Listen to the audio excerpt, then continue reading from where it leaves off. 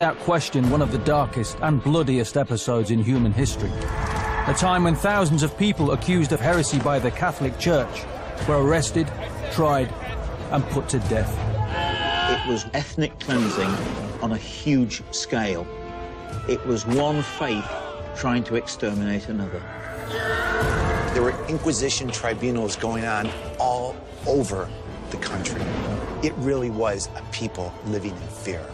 This religious fanaticism spread to Tudor England, where Catholics and Protestants did their best to wipe each other out.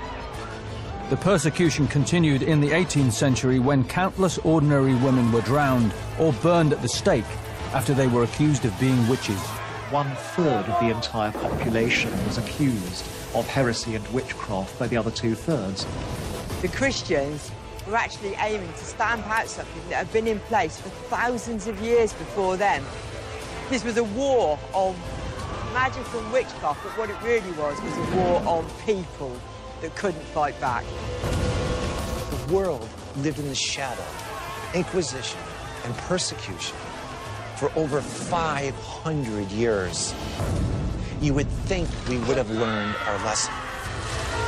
Thousands of heretics in this country died under the knife, the axe, or in the flames. The horrors of the Albigensian Crusade against the Cathars in southern France, the persecution of the Knights Templar, and the arrest and burning at the stake of Joan of Arc. We look at all of these extraordinary stories in this episode of Inquisition. At the end of the day, these Inquisitions are all about control and wealth. If there's an upsurgent movement, if it's religious, if it's political, they are going to be taken down because they are a threat.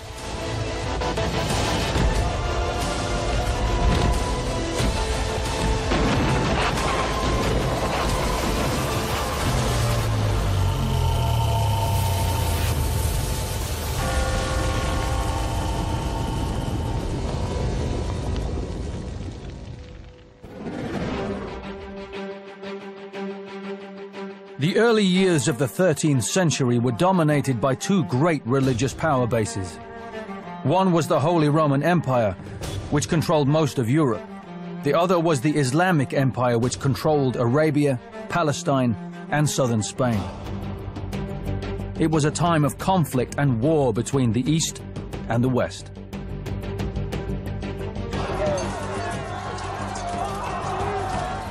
The Crusades to take back control of the Holy Lands from the Saracens were well underway. This was an age of boiling religious fervor, and the Holy Roman Empire was determined to rid its lands of anyone who challenged its beliefs or dared to oppose its authority. Those that did were branded as heretics. In the year 1208, Pope Innocent III launched a crusade against a radical sect of Christians based in the Languedoc area of southwest France. They were called the Cathars. The Cathars were a bunch of way-out Christians who hung out in southwestern France at the end of the 12th century. We're talking around 1180, 1190. And their basic belief is there is a good, true God, but he didn't make the world. To them, the explanation for why the world is so screwed up is it was made by a wrong God, a lesser God, and we are his imperfect creations. So the best thing anybody can want to do is get out of the world and get up to heaven to the true God.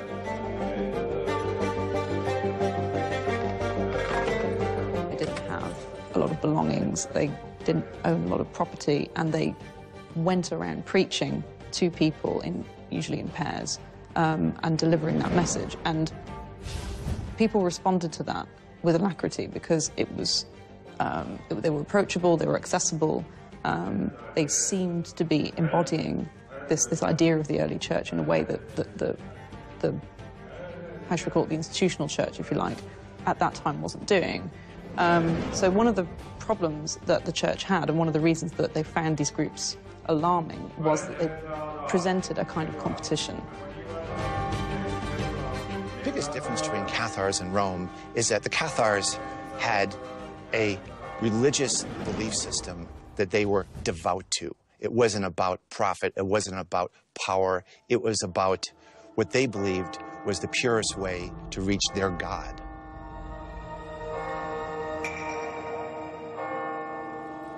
I believe that Rome attacked the Cathars purely and simply because the Cathars were fed up with the bigotry and the greed and the terror that was being rained upon the world by the Catholic Church. They had slightly different views on religion. They didn't believe in purgatory. They didn't believe in celibacy. They hated killing. And purely and simply, the Catholic Church was starting to lose a little bit of ground, and so they decided the only way to do something about it was to slaughter them, to kill them, which is what they did, in great numbers.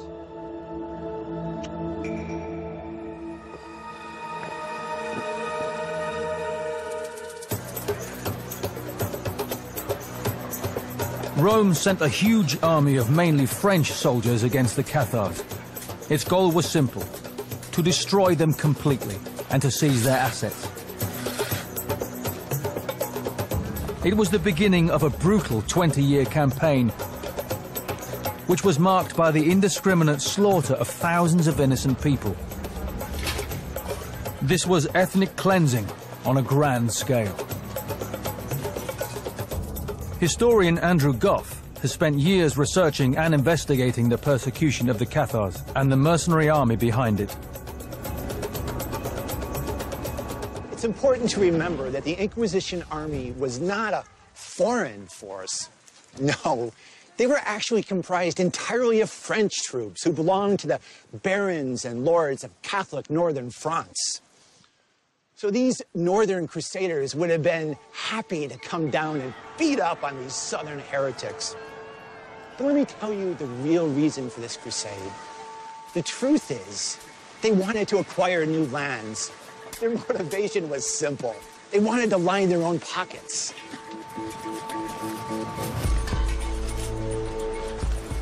Rome's issue with the Cathars is simply that they caused a large, rich, important slice of France to declare independence from the Roman Catholic Church. Now, the Roman Catholic Church was getting used to heretics, but they usually hang out in mountain valleys or secret meetings. This is an open rebellion or the secession of a very important bit of territory from the Church. So the Pope and his friends thought about it for a moment and declared war on them. J'entends parler des rumeurs, j'en rencontre avec le pape et ses évêques ces jours-ci.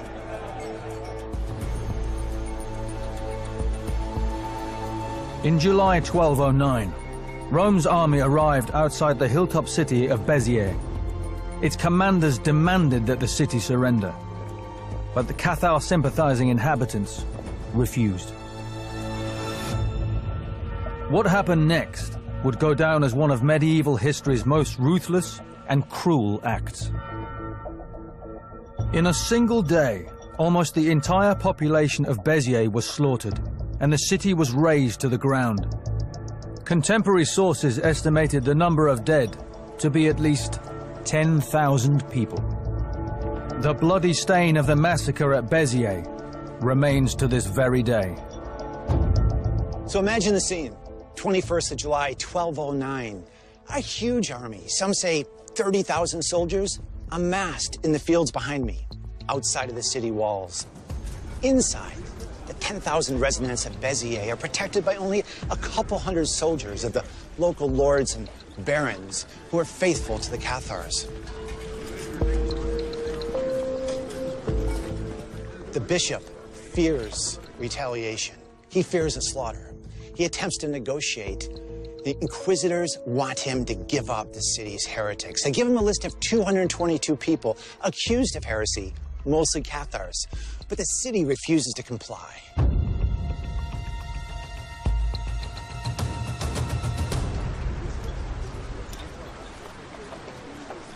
The next day, according to reports, a skirmish breaks out between some of the Inquisition army and the local lightly armed residents of Béziers. This results in the troops storming the city en masse. Carnage is a result. Thousands of men, women, and children are slaughtered. The Cathars would refer to this as a day of butchery.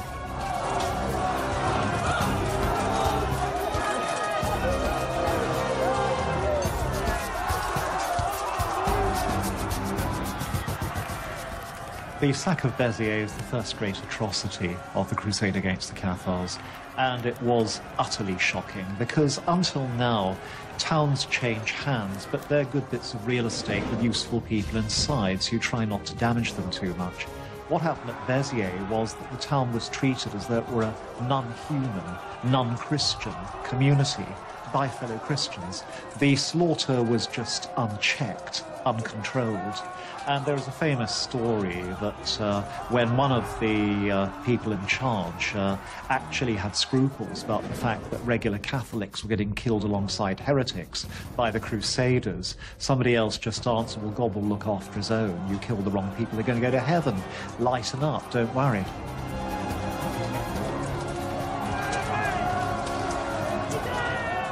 About 20 years later, a local historian has this account of the attack. When they discovered from the admissions of some of them that there were Catholics mingled with the heretics, they said to the abbot, "Sir, what shall we do? For we cannot distinguish between the faithful and the heretics." The abbot replied, "Kill them all, for the Lord knoweth them that are his."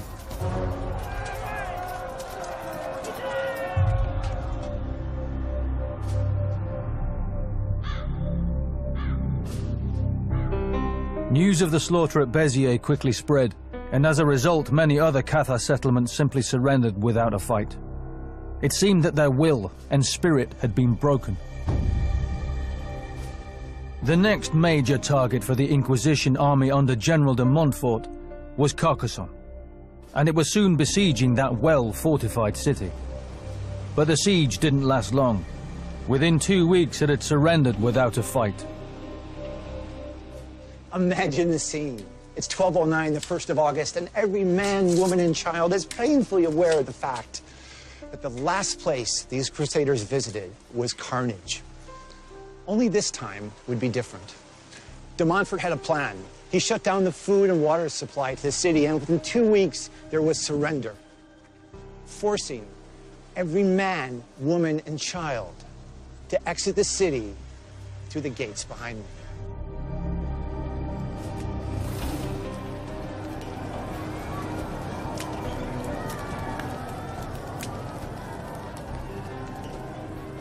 Rome went after the Cathars because they believed in the wrong religion.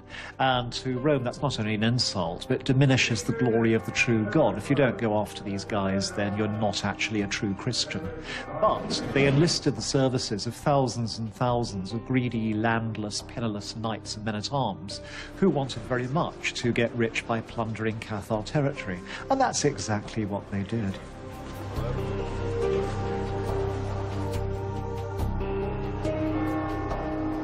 After the surrender of mighty Carcassonne, other Cathar towns in the region also quickly fell. Albi, Castle Nordery, Fanjo, all surrendered to Rome's army. It's not surprising at all that Carcassonne surrendered without any scuffle whatsoever. There was no slaughter, there was no battle. What happened at Béziers sent a loud and clear message throughout the entire region. Renounce your faith or prepare to die.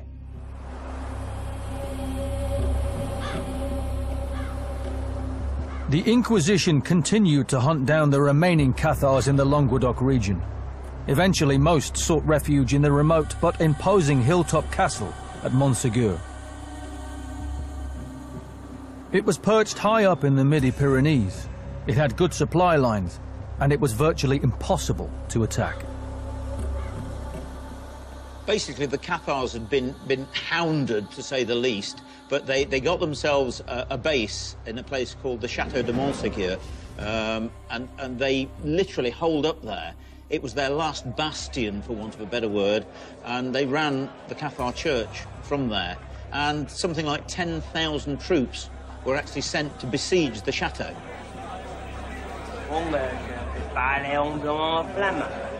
Montségur is not particularly interesting as a defensive place because it's surrounded by other mountains, so it's only good as a safe place, but it also means that it's incredibly hard to break into. And because it's quite a big mountain, the army was not able to surround it. There was literally only hundreds there, and of course the Cathars didn't fight, they didn't kill, and there was something like 210 perfecti, as they were called, that were there, and about 100 defenders, 100 fighters, They held out for many, many months, but eventually, of course, 10,000 troops against them. They actually invaded the place, and just before they actually smashed in the walls, they gave in. They were taken out, tried, and all of them were burnt at the stake, burnt alive at the stake.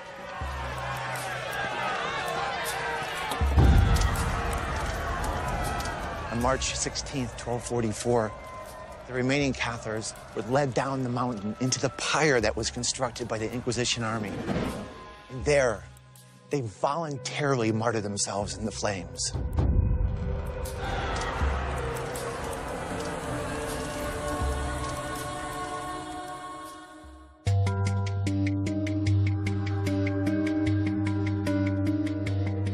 It had taken the best part of 40 years and had claimed upwards of 50,000 lives. But the Albigensian crusade against the Cathars had finally achieved the Church of Rome's goal of clearing out what it saw as southern France's nest of heretics. It had also seized control of huge amounts of land and assets. And just as importantly, the crusade had also been the proving ground for the Church's new Holy Inquisition, which would grow both in power and reach over the coming centuries. Beating the Cathars gave Rome a sense of how it could deal with heresy. It gave it a structure of investigation, the Inquisition, with pretty near professional interrogators who knew how to hunt down heretics and the kind of questions to ask to get them to confess. And also gave them this fallback position, that if anything went seriously wrong, they could simply declare a crusade against other sorts of Christian, as opposed to non-Christians, which had been the usual target of a crusade hitherto.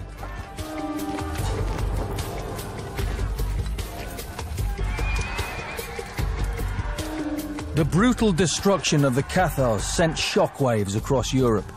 It had proved just how powerful Rome's forces were and how far it would go to destroy what it considered to be heresy. And to Rome, a heretic was simply anyone who dared to oppose it. The Catholic Church was terrified of anyone who had unorthodox views, which was in their eyes.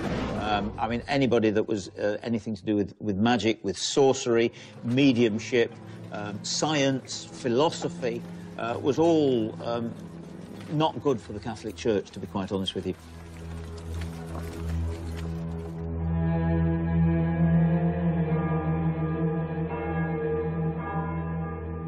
In Rome, it was clear that the Holy Inquisition was an efficient way to do away with any challenges to its authority and doctrine. It was also a useful method for getting its hands on vast amounts of land, assets, and wealth. In 1233, Pope Gregory IX issued a papal bull setting up a formal tribunal to eradicate heresy altogether. It was to be run by Dominican friars, and it was the beginning of what we now know as the Inquisition. The Inquisition, as such, is a branch of the Church which is staffed by experts, and the experts are Dominican monks. They look a bit creepy to modern eyes because they wear black habits and cowls, and they are trained to be able to detect wrong belief. They're very good at doing it. They're not necessarily nasty people. If you examine the characters, some of them are really quite warm-hearted, but their sacred duty is to rescue Christians from soul-destroying beliefs.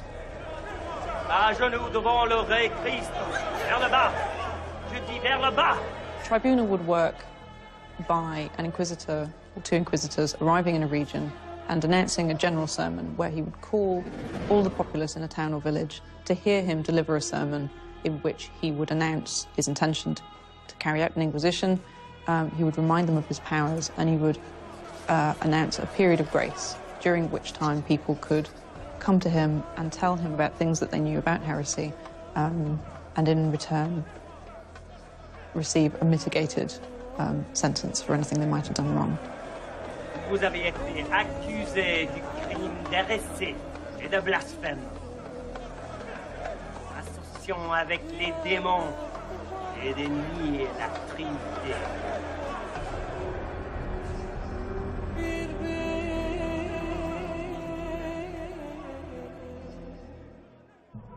For those who didn't or wouldn't confess their sins, a dreadful fate lay in store.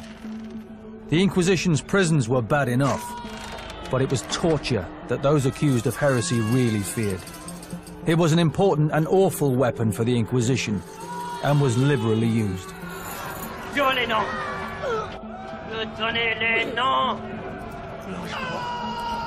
Jean de c'est pas Blanchefort. Je sais, c'est pas Blanchefort. Montez. Je veux dire la vérité. La vérité. Je veux la vérité. Richard Felix is an author and historian who studied torture methods through the ages. Chillingham Castle in England has an impressive collection of some of the most barbarous devices that were used by the Inquisition. This is the torture chamber of Chillingham Castle. This is a place of terror, pain, anguish, torture, and death. There's well over 500 years' worth of European torture equipment here in this torture chamber. This hideous contraption here is the wheel. The whole idea was to break you on the wheel. They chained you onto this wheel, spread eagle, and then they cut open parts of the body with a knife, and then poured boiling lead into the wounds, just to make you suffer a little more before they broke you. The executioner had a sledgehammer, and he smashed your legs, both of them, in 2 places. And then he smashed your arms, exactly the same, in 2 places, and left you there to die slowly. But if he was a kindly executioner, most of them weren't, most of them were sadists, but if he was, then he'd smash you in the stomach, and that would probably be the end of you. A quick death. Je veux les noms. Donnez les noms. Ta gueule et me donnez les noms. Qui sont? Et les dire, avouez.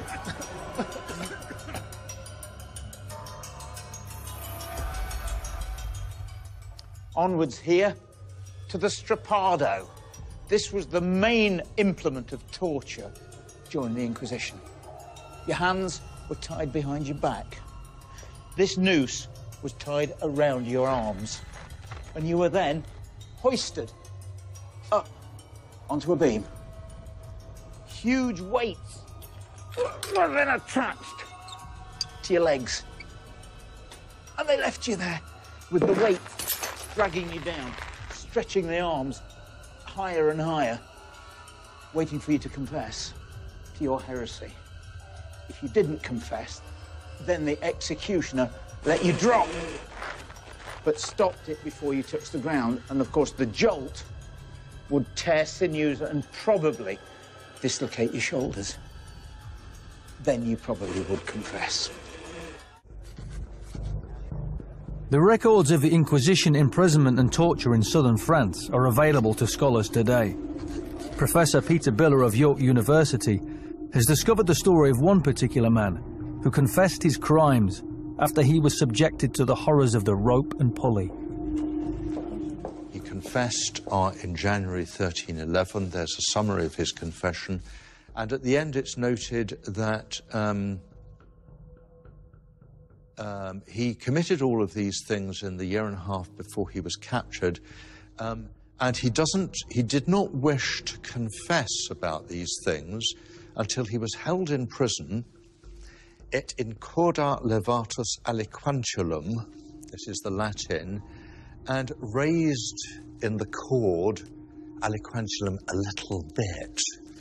So we have here the first in the Inquisition of Languedoc, the first very precise specification of a person and the fact of torture, and also the mode of torture, because this is the mode where someone's hands were tied behind their back.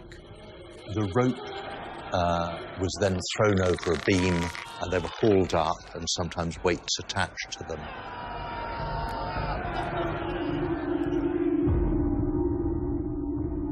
This is the Iron Maiden. This contraption here, inside, is full of spikes, and they're still here. Now, they were not designed to kill you. They were designed to torture you. Up here, there are spikes that actually pierce the eyes. Down here, there are more spikes that actually pierce the body, but not vital organs. And the whole idea was for it to be slammed shut, and for you to be tortured, and to bleed, and to confess. Yes. C'est un hérétique. Nous savons qu'il a eu rencontre avec d'autres. Avec Carcassonne. Non, sa tête.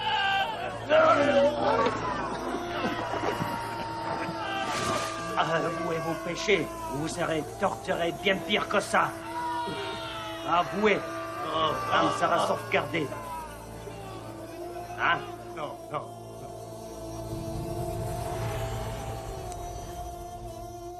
Second most used bit of equipment, the rack.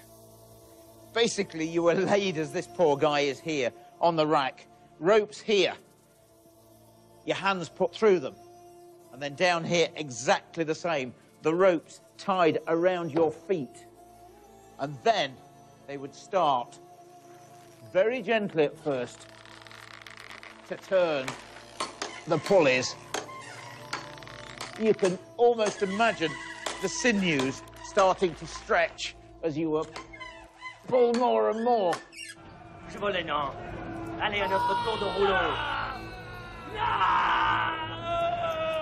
Silence. Donnez les noms. I think you have to remember that there were tens of thousands of people who were being accused right, left, and center, and most of them were innocent. I mean, there were Inquisition tribunals going on all over the country. It really was a people living in fear. Not only were the Inquisitors hunting down heretics, they were also keen to seize their written material. They suspected that there were large numbers of secret libraries containing ancient pagan texts and manuscripts, which were considered contrary to church doctrine. In many cases, these libraries were hidden away inside monasteries and castles, as it was only the clergy and the nobility that could actually read and write. Mostly when the Inquisition hunts books, it hunts them under people's beds or in their cellars and their rafters, hidden in their houses. But also it needs to keep an eye on monasteries, because monasteries are the libraries of the time. Really, they and cathedrals are the only places that have the storage space and the literacy to handle that. And it's a really difficult problem of what you do with a monastery library if you've got heretical books in it. I mean, do you keep them so the right kind of person can inform themselves on what these horrid heretics believed, or do you annihilate them completely so the heresy is gone for good? It's a tough question. It was bad enough to have heretical thoughts and to be a heretic, but to actually have things written down was, of course, even worse, because it could be passed down from generation to generation. So the Inquisitors were literally hunting down books that had any text in them that was not going along the lines of the Catholic Church. Whole libraries were actually investigated, some closed down, and hundreds of books were burnt. Inquisitors do go after books, and they know perfectly well that books are forever if they're properly kept. So a heresy can lie concealed in one, like an anthrax virus or something like that, and in another 100 years an impressionable person will read the book and the heresy will spring to life again. That's why going after books is rooting out heresy at the base.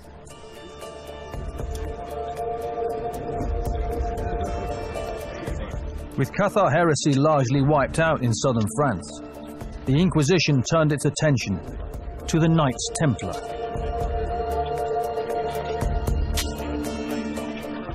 The Knights were a mysterious order surrounded by rumors of bizarre rituals, occult practices and peculiar beliefs, a juicy target for Rome.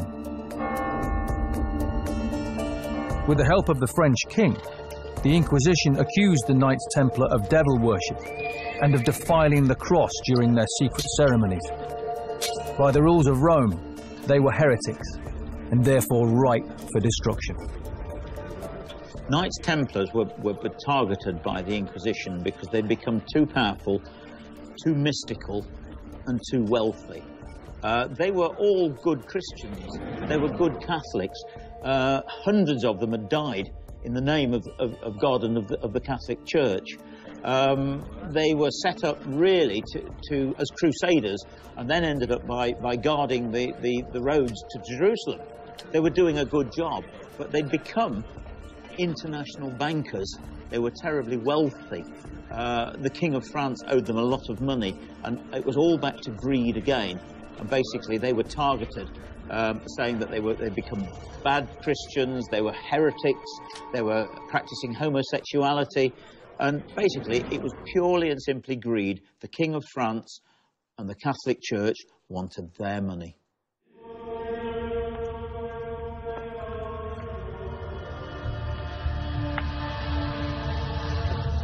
We are gathered here one more time, one last time, before we must depart these lands. We all know what we must do. Here we shall swear, as we have done before. First, we will drink of the blood.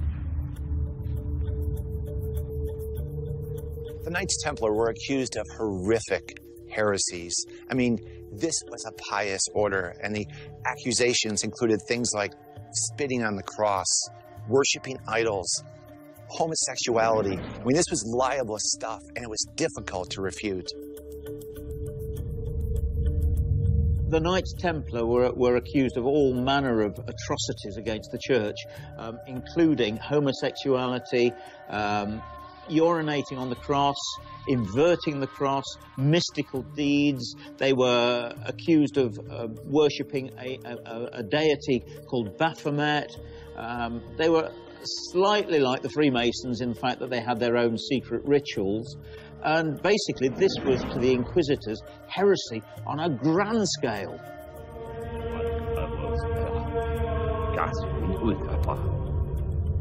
Oh, praise Baphomet. Praise Baphomet.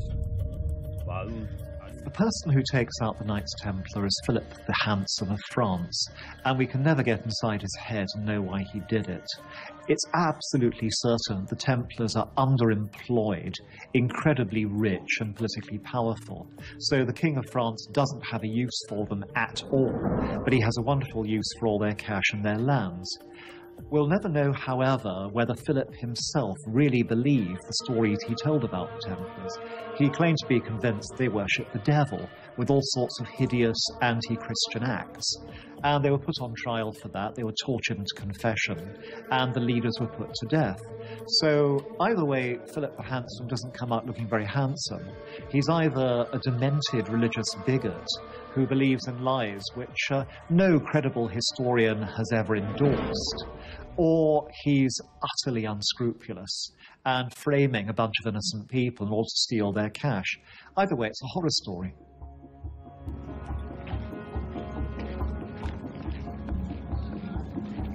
On Friday the 13th, 1307, the French king, Philip IV, issued orders for all Knights Templar to be arrested and for their properties and assets to be seized.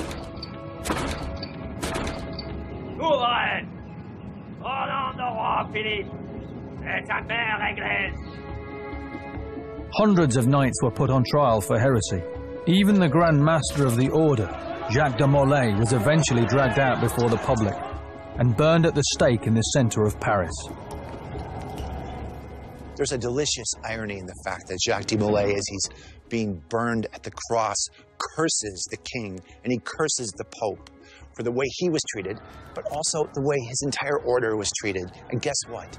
Within a year, they're both dead.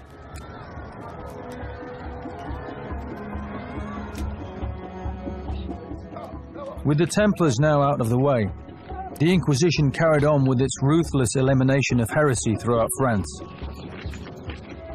On the 4th of April 1323, hundreds of heretics were burned alive in the city of Carcassonne, the very place where the Cathars had been besieged more than 100 years before.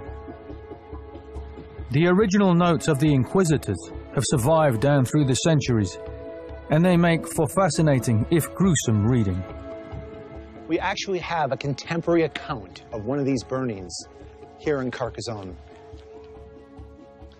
The heretics, stripped naked, were smeared on both sides with wax, and they were then fastened to high poles, from the top of which they continued to pour down burning pitch and lard, a spike fastened under the chin, preventing the excruciated victims from turning their heads to either side, so as to escape the liquid fire until their whole bodies were literally clad, encased in flame. A brutal scene, to say the least. You can imagine right here what a spectacle it would have been. And it would have served two purposes. The first, to penalize the victim for their heretical sins. But the second, to send a strong message to the hundreds and thousands of people who would have witnessed the spectacle. This is your fate too, if you are also a heretic. It's often thought the threat of being burned is enough to get people to confess, but if you confess, you might get burned. Now, it depends where you are. In places with a regular professional inquisition, almost nobody's going to get burned. Instead, they will interrogate you again and again, compare your confessions or your refusals to confess with the statements of witnesses. It's like a court of law, a well-run court of law anywhere in the world. But if you're in a panic situation, a place that doesn't have the professionals, then they will do anything. They'll threaten to burn you unless you confess, and they'll burn you when you confess. They will make you scream and scream until you're prepared to say anything, and they'll get you to denounce the people you love best in the world.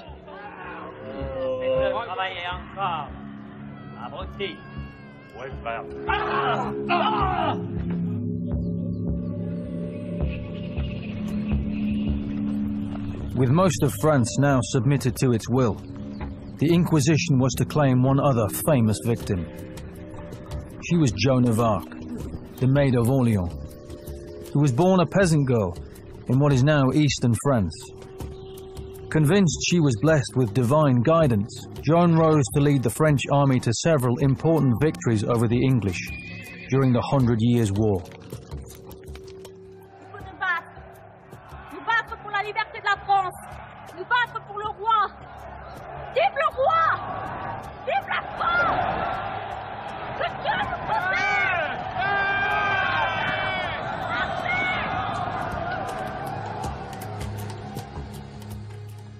Joan of Arc was a fighting woman, an Amazon, a second Boudica, which of course the English remembered. She was leading the French against us and doing very well.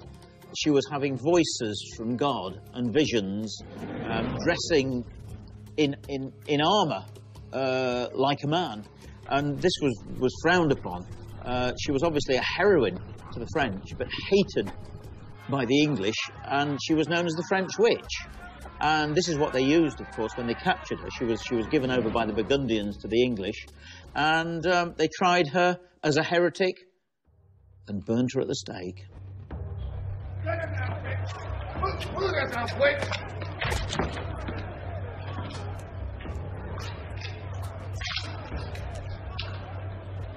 of Arc will be brought before this court in the eyes of God to answer the charge of heresy. You did take up arms against your rightful king and did appear in public dressed as a man. You also claim to have heard the voices of demons and familiars. You are hereby charged as a heretic. How plead you to these charges? I do not recognize the authority of this court. Silence! So there's a sort of irony here that this woman, this heroine, was obviously tried by the English as a heretic, and yet she was getting voices from somewhere, and the English wanted to get rid of her. And so the best way of doing it was to brand her a witch and a heretic and burn her at the stake. Joan of Arc, by the powers vested in me by this court, I do declare you guilty of the charge of heresy. What say you, lead to the court? Do not recognize the authority of this court! You have to be taken away to the place of execution, where you will be burnt at the stake, and your ashes spread on the hallowed ground. Take them away.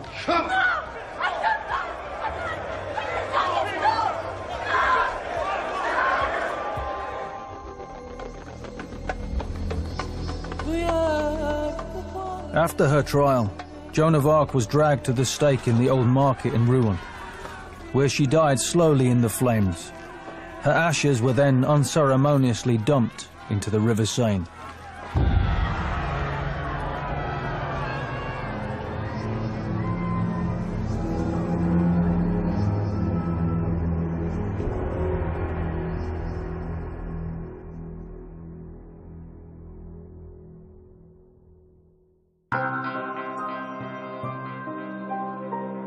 By the end of the 15th century, the Inquisition had ravaged most of France and northern Europe. These were now lands gripped by fear, ruthlessly controlled by the Pope and the Church in Rome, and policed by roving Inquisition tribunals supported by armed troops. Hardly a city or major town escaped a visit from the dreaded Dominicans. But if the heretics had been beaten and largely defeated, they didn't disappear altogether. They simply went underground. The Albigensian Crusade wasn't really that successful in broad terms. It did a lot to put a dent in heresy because it just killed a lot of people. It also killed a lot of people who weren't heretics, and so it also did a lot to kind of reinforce a southern identity. You have to wonder if the Pope and his advisors actually said, you know, this whole crusade, this whole Inquisition, that worked really well in France. And guess what? We have upstarts in Spain. Let's do it again.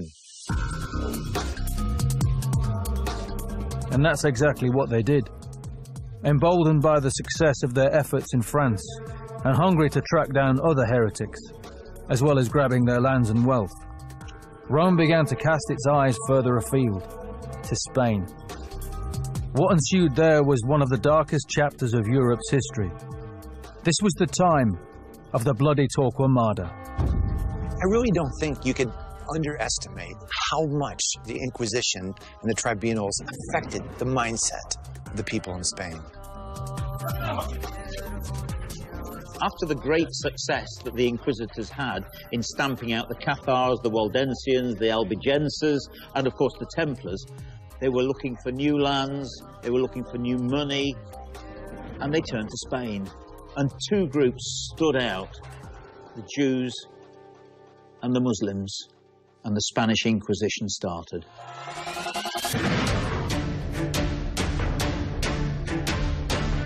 By the middle of the 15th century, most of Europe was firmly controlled by Rome.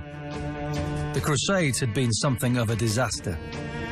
After 9 attempts to take back the Holy Land from the Muslims spread over nearly 200 years, the Crusaders had been routed from Jerusalem and other key Muslim strongholds, and forced to flee back across the Mediterranean. As a result, the world was now divided into Christian and Islamic lands.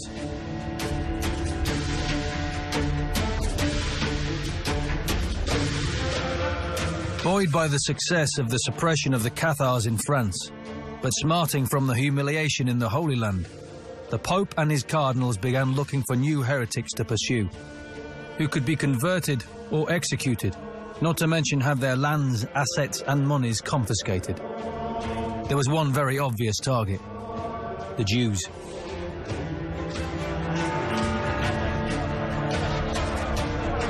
So on the 1st of November 1478, Pope Sixtus IV issued a papal bull ordering a holy inquisition in the Kingdom of Castile in Spain. The targets were the new Christians, the conversos. These were descendants of people who'd converted to Catholicism from Judaism between 1391 and 1415, around the turn of the 15th century. And there had been a series of riots in that time directed at Jews, and many had either migrated to North Africa or had converted to Catholicism. But they lived in urban areas, and they were an unpopular class among the rest of Spanish society, and because of the discord and tensions between the groups, many of them were thought to be still practicing the Jewish religion and therefore to be heretics, because while they were Catholics and had been baptized, they were not actually performing the Catholic rites as they should have been, and they were keeping other practices, Jewish practices, secret. So the Inquisition was founded as a way of seeking out potential heretics, potential converts or heretics, and trying them. At the end of the day, the Spanish Inquisition, like all the Inquisitions before it, in France, everywhere, these Inquisitions are all about control and wealth. If there's an upsurgent movement, if it's religious, if it's political, they are going to be taken down because they are a threat.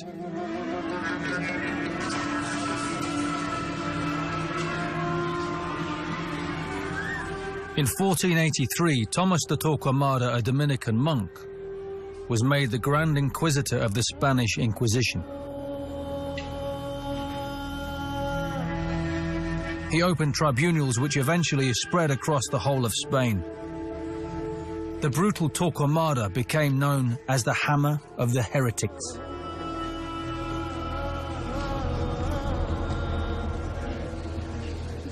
He was most definitely a sadist. He was a Dominican friar. And to be quite honest with you, the Pope set up the Dominican friars, Dominic being, for want of a better word, the first inquisitor. But these Dominicans wearing black habits were, for want of a better word, the Gestapo, the SS of the Catholic Church. And de Torquemada had well over 2,000 heretics tortured and burnt at the stake for heresy.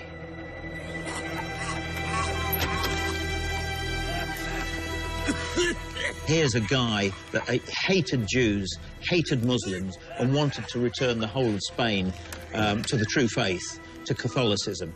And here he was, standing at the stake, or standing in the torture chamber, hearing the bones crunch, listening to the sinews snap, hearing the flesh sizzle, and the screams of those poor unfortunate heretics that were being burnt alive on his sadistic orders. It was Torquemada who really created the new institution. So he was the one who centralized its powers among the Consejo Suprema, the Supreme Council of the Inquisition. He was the one who instituted its processions through the town, its manifestation of its power. That came from Torquemada. And, of course, he was also the one who legitimized and authorized the most brutal phase of inquisitorial history. So for all those reasons, that's why he's rightly remembered as one of the most brutal people associated with the Inquisition. Abajo de las rodillas. Abajo de las rodillas. Delante del Cristo. Hacia abajo.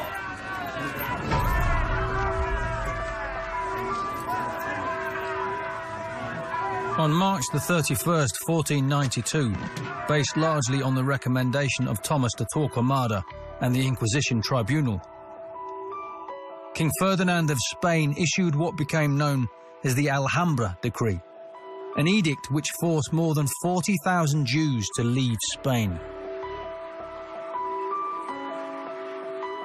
Under the terms of the decree, if suspects were denounced by 2 or more persons of good nature, they were investigated by an Inquisition tribunal, and the charge was heresy.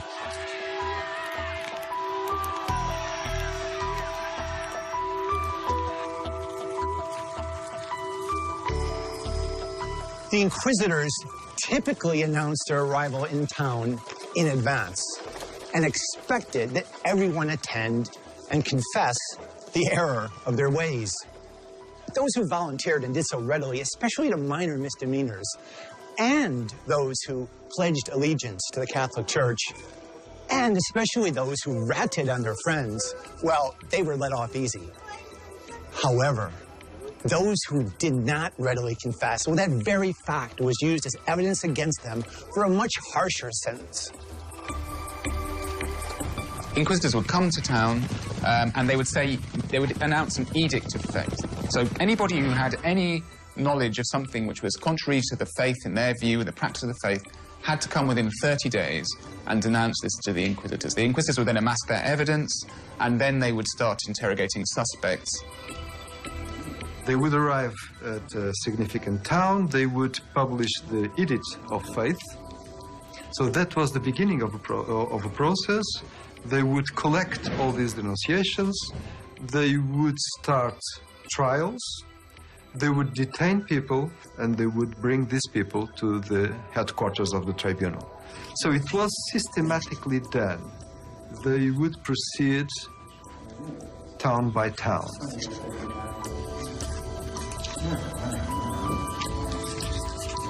The Inquisitors kept incredibly detailed records of everything that they did. All of the interrogations, all of the sentences, all of the penances. The Inquisitors had incredible power over the people that were contained within them, which is why you see people trying to get hold of these registers and to destroy them or to sell them back to the heretics, because they represented the source of the Inquisitors' power, really. So even if you'd been up before the Inquisition and they said, have you had any involvement in heresy? And you say, no, nothing to do with me, I've never seen anything, and then you go away. If it later transpires that that was a lie, they then have a record of you being caught in that lie, and you can be subjected to much more serious punishment. So they're a very serious source of power. So the Inquisitors don't really need to be particularly brutal, because people understand that merely the existence of these records is enough to give the Inquisitors power over people. People are willing to come forward and to confess things in order to escape serious punishment. The Inquisition is amazingly efficient, both in the sense that it's good at detecting people with wrong thoughts, and it's good at removing them. But by definition, the dream Spain for the Inquisition is one in which it doesn't have to execute or indeed try anybody, because it's got rid of all the wrong opinions.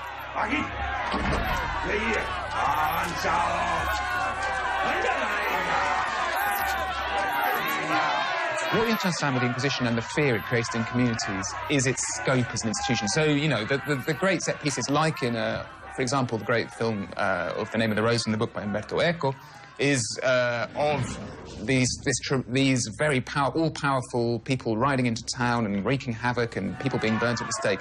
That went on. It went on particularly in the 1480s, 1490s, into the 16th century it went on.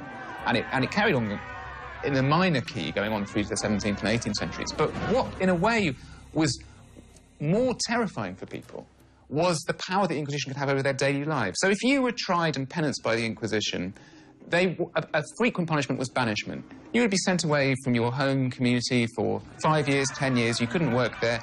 You couldn't have any contact with your family until you would basically be made destitute.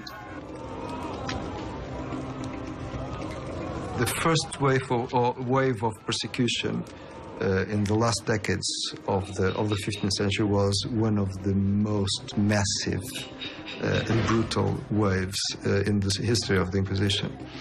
So it is Torquemada, but all the other inquisitors were involved in all this procedure. I have no doubt that the Inquisition was feared, and there was a clear impact on behavior. Ustedes serán calados hasta que sus cuerpos se consumen.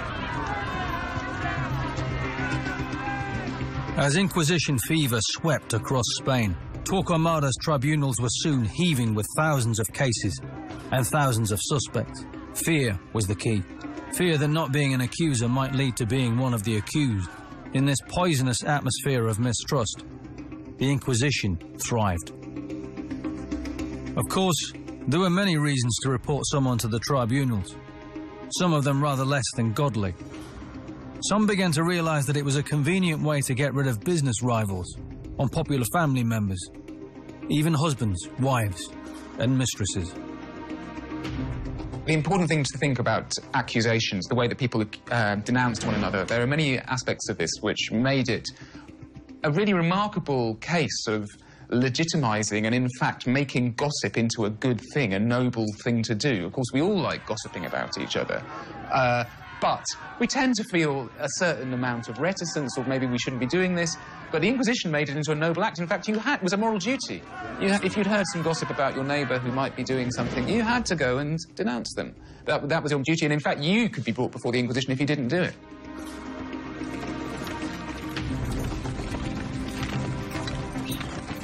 The whole era was nonsensical, was crazy. All it was, you know, you wanted the cottage that the old lady still lived in. You owed the baker some money. You didn't like the old woman that lived down the road. You wanted to get rid of your wife. You wanted to get rid of your girlfriend. You wanted to get rid of your husband. And so you would make up some nonsensical stories that they would creep out in the middle of the night, and down at the bottom of the garden would be a hare that suddenly turned into a demonical figure and had sex with them at the bottom of the garden. All manner of absolute nonsense that went on in those days. The whole thing was rubbish, was nonsense, but it gripped this country in a way that it's never been gripped before, and hopefully will never be again.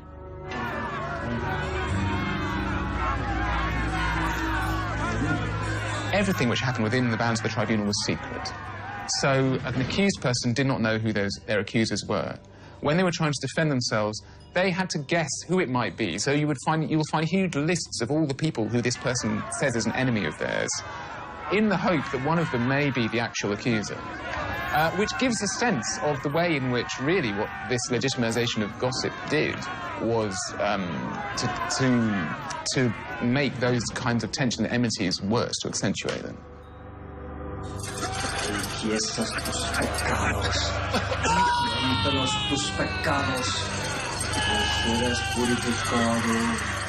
Torture, and the fear of torture, was the real weapon of the Inquisition in Spain. It was the job of the inquisitors to force a confession from those who had been accused. That meant certain death, of course, but many were killed anyway before they'd had a chance to confess.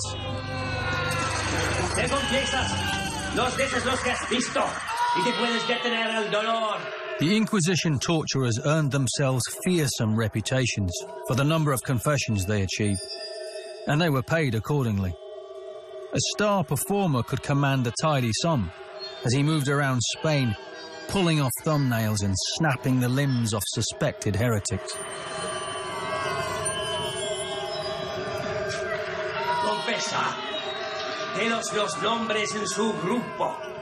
The torturers travelled with a gruesome array of instruments, designed to apply ever-increasing levels of pain and punishment.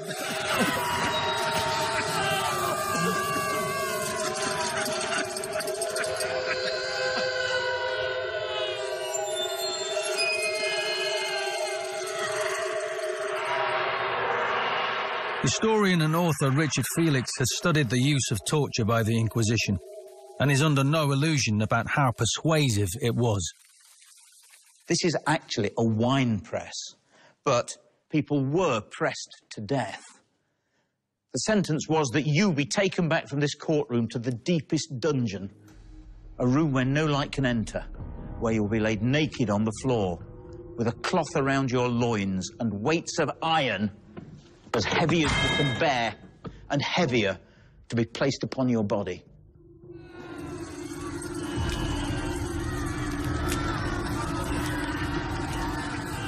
Torture was a threat to obtain confession.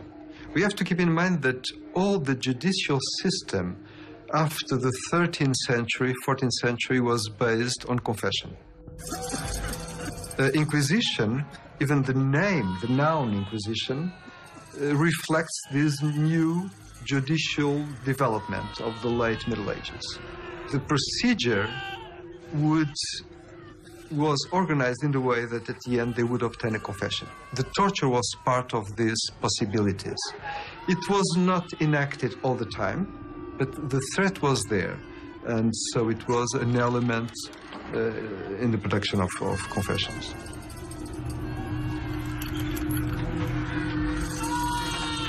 And of course, one of the favourite forms of torture, fire. Brazier here, branding iron, heated up. You could be branded on any part of the body. One of the favourite things as well was to heat up a metal boot and then put it on someone's foot. Would you recant after that? I think I would.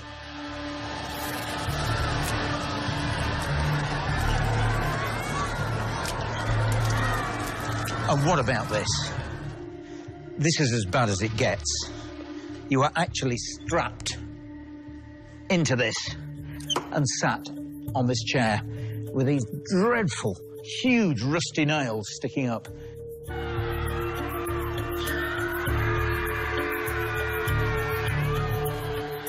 I think the most resonant form of torture that was used by the Inquisition is probably what was known as the potro. The potro was a form of water torture. You were tied down on a bed which had spikes on it, and then you were bound to it with very tight coils of twine and rope and cloth, which would be tightened with each time that you didn't confess. And then you would be forced water down your throat. And this would happen, the coils would be tightened 6, 7, 8 times.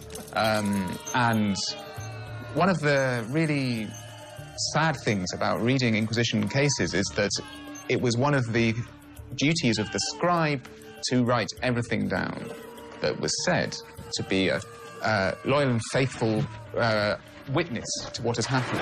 And so you will read the cries, the exclamations that people made, their claim that they knew nothing, that they were going to... In fact, they often said, I'm going to commit a terrible sin, I'm going to lie and confess to something that I've never done. And then, as the torture got worse, they would eventually confess. Te vas a convertir.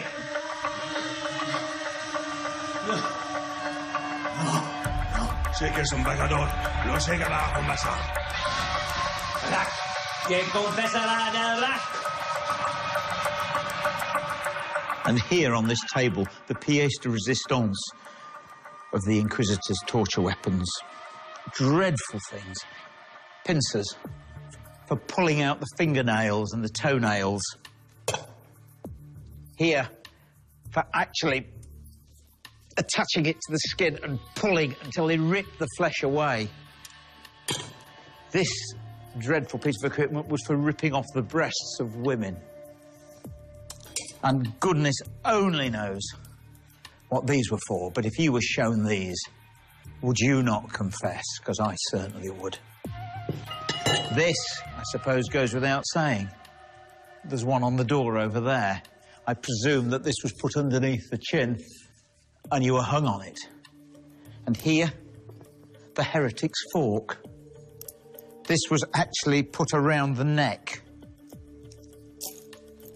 It was pushed into the chin here and here, stuck into the sternum, and then tied around the neck. And then you had to recant the words, abjuro, abjuro, but of course, it's easy for me to do it, but when it's actually sticking through your neck into your tongue, I would think it would have been very difficult.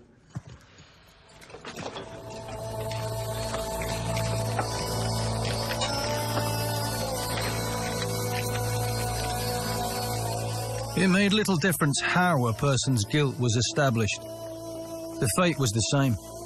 It was called purification of sin by fire, a rather gentler way of describing being burned at the stake. There were so many trials and convictions across Spain that the Inquisition couldn't keep pace, a situation soon remedied by mass executions known as auto de fe.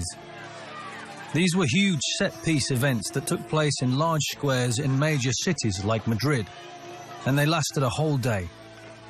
Hundreds, sometimes thousands of people would come and watch as the condemned were paraded through the city on their way to meet their deaths.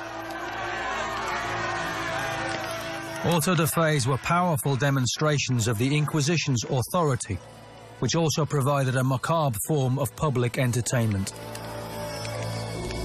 Historian Andrew Goff has made a study of these grisly spectacles and exactly what went on. Auto de fe literally means act of faith, and it is the final step in the Inquisition process. This was a ritual of public penance of condemned heretics that took place when the tribunals determined their punishment, the most severe of which was execution by burning. The largest auto de fe took place in a square much like this one in Madrid, Spain in 1680. when hundreds of men and women were sent to the flames.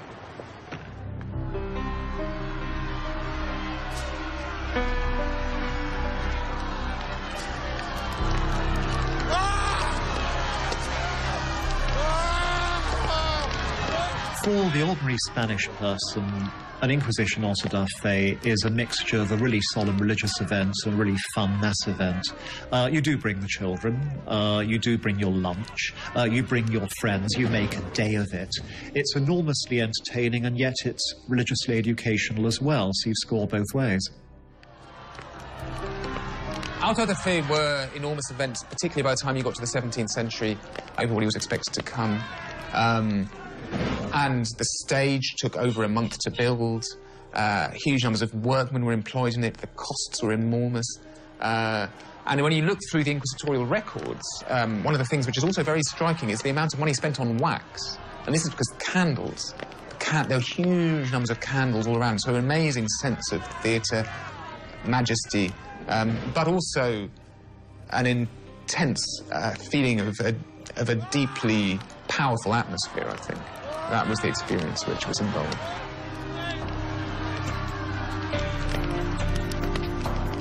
It's deliberately theatrical. The condemned are paraded through the town, dressed in costumes with paintings on that emphasize their particular sin. They're then brought up. There's a whole religious business of praying and preaching. Their sense of wrong is made clear to the crowd, and if they are obstinate, as the people being executed usually are, then the crowd is encouraged to understand this person is going to plunge straight through the fire into hell forever. And then they are expertly burned. And this is an era in which people watch bears and dogs and bulls being tortured to death for fun, in which criminals are killed really slowly for routine crimes like theft, murder. So cruelty is part of theatre, and the Inquisition just cashes into this. The prisoners were taken to a quemadero, or burning place, which was really just a large wooden pyre.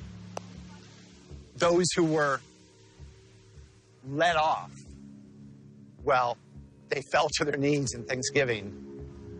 But those who were condemned, they were sent straight to the fire, burnt alive while thousands looked on. The way in which you could be penanced by the Inquisition was if you confessed.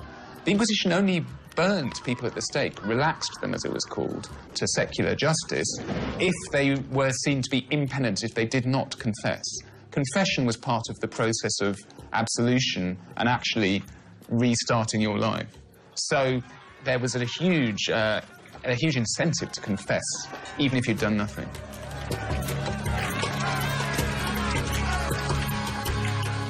The auto da fes were the most potent symbols of the horrors of the Holy Inquisition in Spain. And the Dominican tribunals kept detailed records of all the public execution, and exactly who was there, who was sent to the flames, and the numbers involved.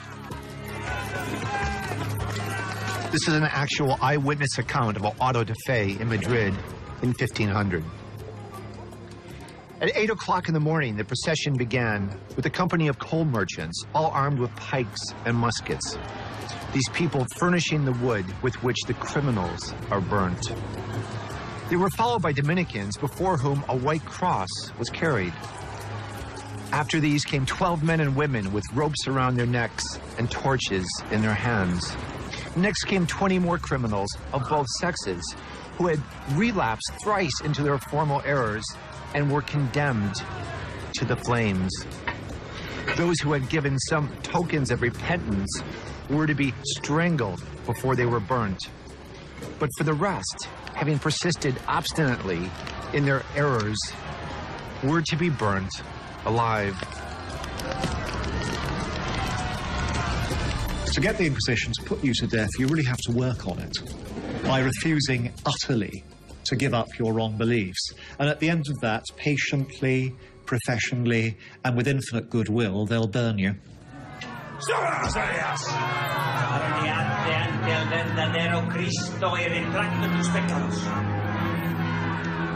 In recent years, a number of historians have reappraised Vatican records and archives. Some have begun to question the established history of the Inquisition and to suggest that time has exaggerated its brutality and the numbers involved. One of these is historian Francisco Bethencourt. You have, I estimate, 50,000 trials in Portugal, 50,000 trials in Italy, and 200,000 trials in Spain. So we are talking in 3 centuries about 300,000 trials. If you count also with denunciations, you would have at least 5 times that number. In average, people would stay in jail for 1 year while the trials were prepared, while they were interrogated. A minority could be was tortured, but in general, we are talking about long periods of inquiry, long periods of detention. You have an intimidation of population. Population knew all about the Inquisition. It was very visible. So the Inquisition was prosecuting heresy at all levels.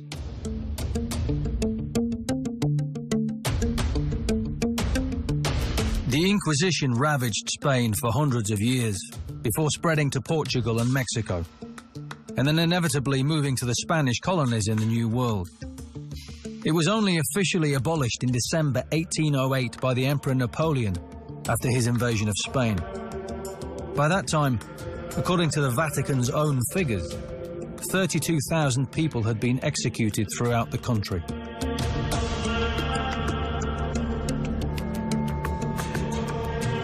Now, in terms of numbers of dead, that is smaller than I think many people have the idea of. So with the Portuguese Inquisition, we're talking around between 1,000 and 2,000. The Spanish Inquisition, numbers are harder to be certain about because many of the early records have been lost. Many of the inquisitorial records of Spain were burned by Napoleon's troops when they invaded Spain in the early 19th century. So the precise numbers are hard to be certain of, but certainly in that early phase, we're certainly talking no less than 10,000.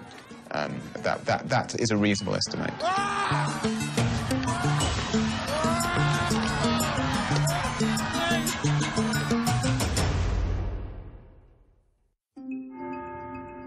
But all was not rosy in the Catholic garden. While the Holy Inquisition was brutalizing Spain, the English King Henry VIII had decided to break with the Church in Rome and establish one of his own, the Church of England. Henry had previously been a devout Catholic, but the Church had been unable to deliver what he wanted most, a divorce from his Catholic queen, Catherine of Aragon, and marriage to his mistress, Anne Boleyn. To the fury of Pope Clement VII, Rome had lost religious control of England.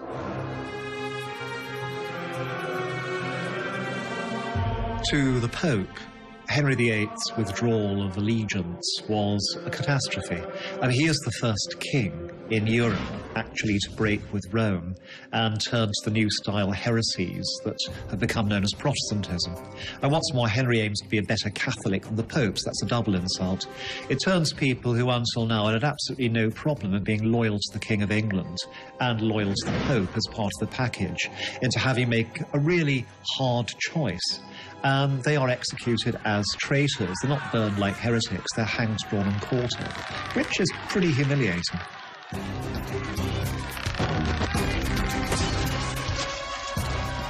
Henry's break with Rome and of course marriage to Anne Boleyn was absolutely abhorred by the Catholic world.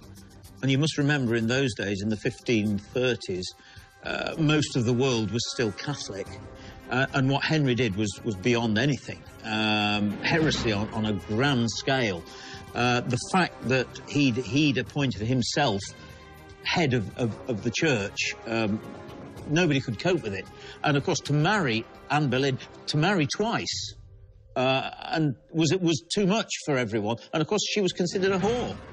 And even worse, of course, she had a child who was considered to be a bastard. And the Catholic Church really weren't happy at this. What made it really creepy for English Catholics, people more loyal to the Pope in religion than the King, is that the King is behaving atrociously. He's getting rid of a really popular, effective, dignified, pious wife for this unknown with an amazing temper and really dodgy ideas about religion, who's corrupted or bewitched the King and is hurtling England down exactly the wrong path.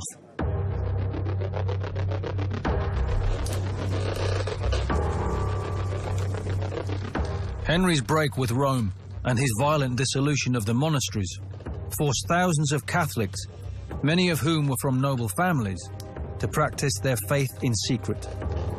Places known as priest holes in which itinerant Catholic preachers could hide were created in many great houses in England.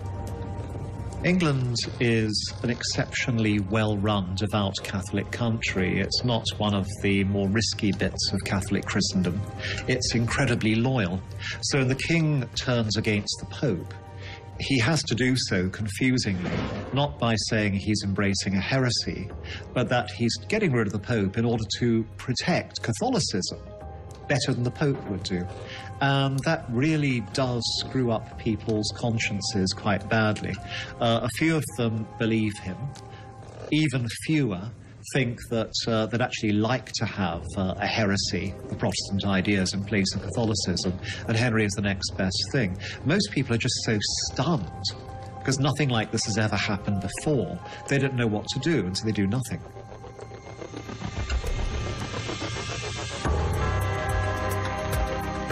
When King Henry died in 1547, his 9-year-old son Edward succeeded him to reign as Edward VI.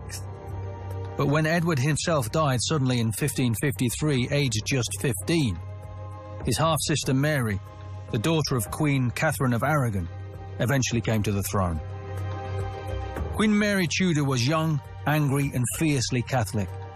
She quickly set about reversing her father's religious reforms and decreed that Roman Catholicism was once again to be the official religion of England.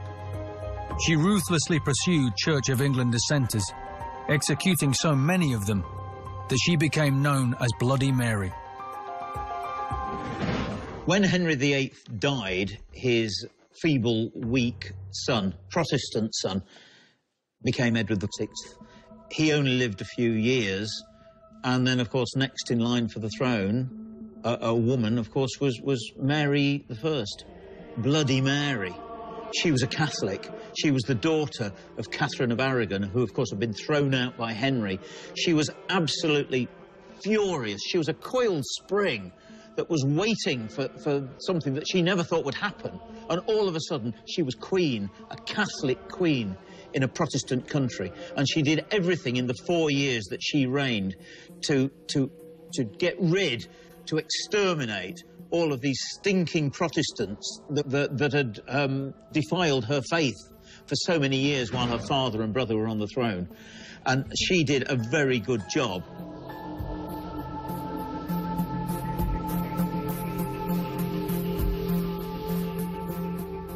Mary Tudor has had the adolescence and early womanhood from hell.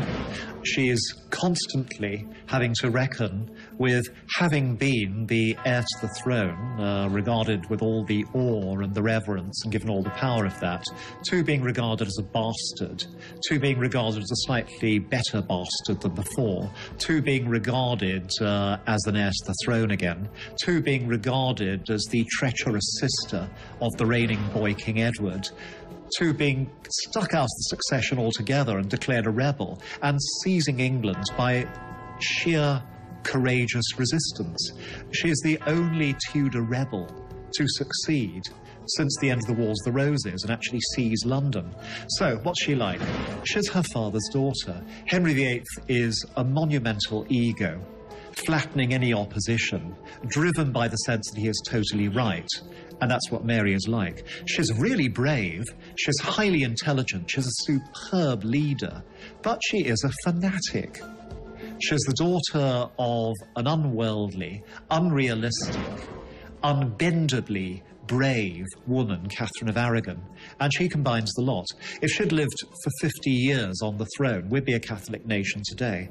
Instead, she lives for 5 years, but in those 5 years, she burns more people alive for their religion than anybody else in English history, and almost more than anybody else in Europe in the same amount of time.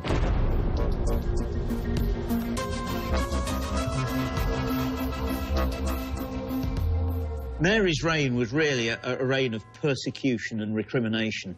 She wanted to get back at all of those Protestants that had caused the Reformation in the first place, had been against her mother, and basically she did everything in her power to get rid of as many Protestants as possible, including Latimer and Ridley, and of course Cranmer, who was nothing less than the Archbishop of Canterbury. But he was the guy, of course, that organised the divorce of Henry and her mother and the wedding of Henry and Anne Boleyn. So Mary hated him, and the poor guy, of course, like so many others, probably 300 Protestant martyrs burnt at the stake under Mary's reign.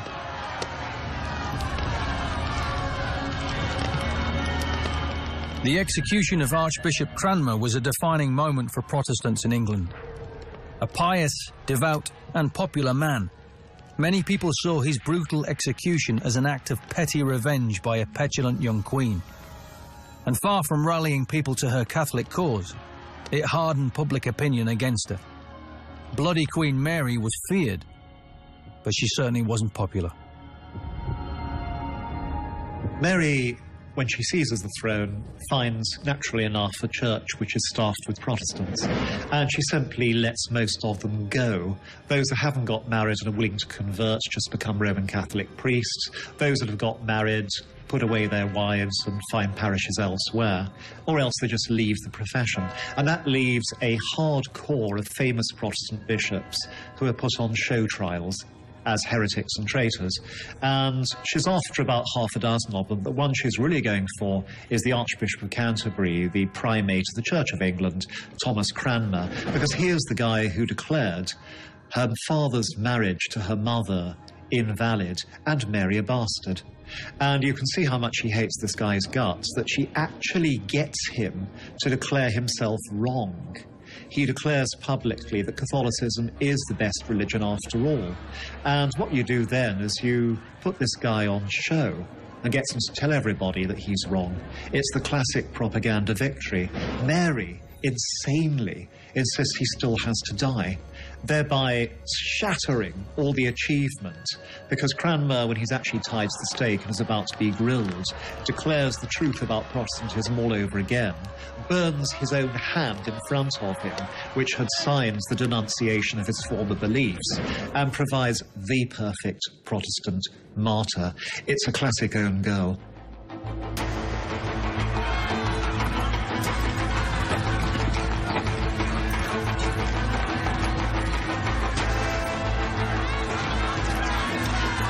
With Europe still reeling from the Holy Inquisition that had now spread all over Europe and into the New World, the events in England had come as something of a shock. No one had imagined that a monarch would stand up to Rome and ban the Catholic faith. But then Henry was no ordinary monarch. In contrast, Mary Tudor's bloody Catholic backlash was more in keeping with the terror sweeping Europe. But what happened next began an entirely new chapter in the history of England. An inexperienced young girl, Henry's daughter, ascended the throne in dangerous and turbulent times. Her reign became known as the Golden Age, but it was also a time of plotting, treason and treachery. The Elizabethan era was about to begin. Tudor England was a time of religious turmoil. First we were Catholic, then we were Protestant, then we were Catholic, and again back to Protestant. Thousands of heretics in this country died under the knife, the axe, or in the flames.